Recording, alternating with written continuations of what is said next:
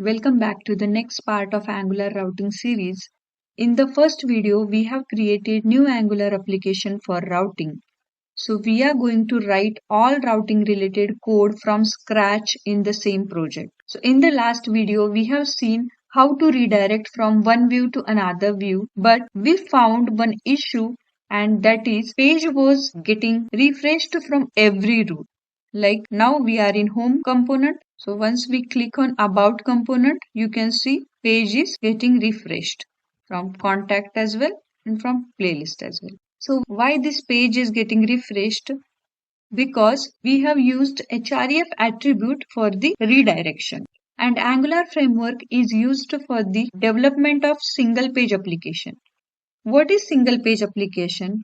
It is an application that does not need to reload the page during its work. So what single page application does? The single page application, all data is sent to the client from the server at the beginning.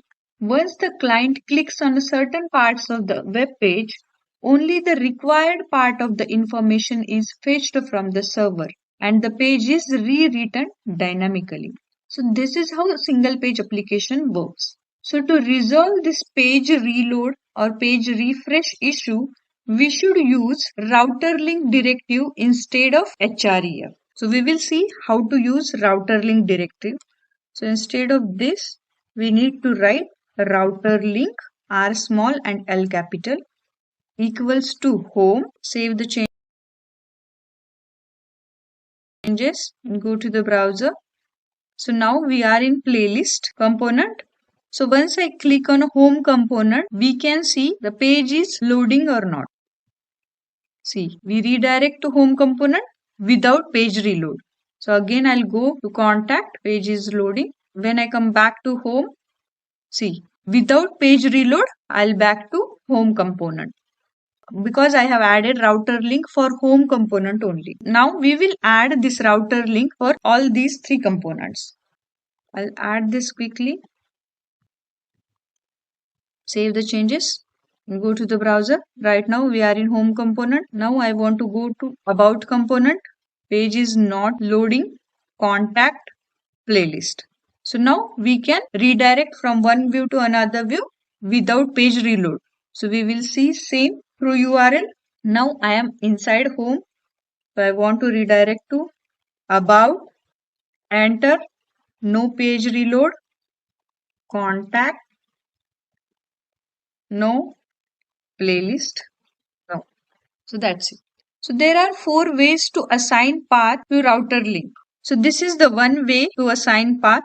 Second way is with property binding, but here we need to add single quote inside double quote.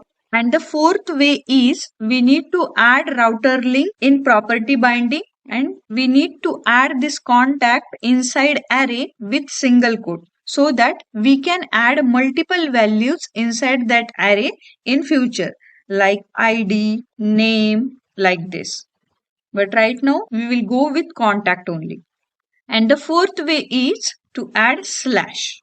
So I'll save the changes and go to the browser. We will see how these 4 ways of routerLink is working. So right now we are in playlist component. So I want to navigate to home component. You can see I am inside home component. Now about component. I am inside about component. Now contact. I am inside contact and I am inside playlist component. So you have seen all these 4 way is working as expected. So then you understood what is the difference between href and routerLink attribute. So I'll repeat, href is HTML attribute. With this attribute, the whole page will get refreshed. Because of that, we can't see the previous changes if we come back to the same page. And what is routerLink? routerLink is a directive and we can use this directive if we want to navigate to the next page without performing any task. It means use this directive to just redirect to new page. So now I want to implement one more thing here, that I want to highlight the current navbar element so that user can easily understand currently he is in which component. So in order to implement that, we should use routerLinkActive directive. So what routerLinkActive directive does? What routerLinkActive directive is used to track whether the linked route of the element is currently active and allows you to specify one or more CSS classes to add the element when the linked route is active. For that, I'll add routerLinkActive equals to, we can assign the class is active. Add one CSS for this, navbar nav dot navlink and dot class dot active, and I'll add color is purple. Okay, save the changes, go to the browser. Now you can see home is in purple color. So once I click on about component and again back to home, you can see home is in purple color. So I'll apply this routerLinkActive to all three components. Save the changes and go to the browser. So now we are inside home component, that is why home element is in purple color. So I click on about, you can see about element is in purple, same like contact and playlist. So this is how we can highlight the element so that user can understand currently he is in which component. We can see this example through URL. If I want to move to home component, then let's see home element is in purple or yeah, the home element is in purple color. So now I want to go to about. So yeah, so here we found one more issue. If we typed wrong path which is not available inside our root, like instead of home, I typed home, and you can see we are not inside any component. And if you see inside console, our application is getting crashed and we are getting this error.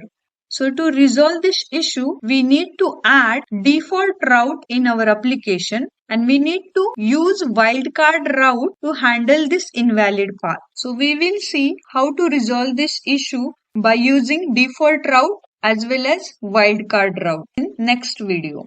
So thanks for watching my video. If you learn anything from this Angular routing series, then please don't forget to subscribe my channel. Thank you. Bye bye.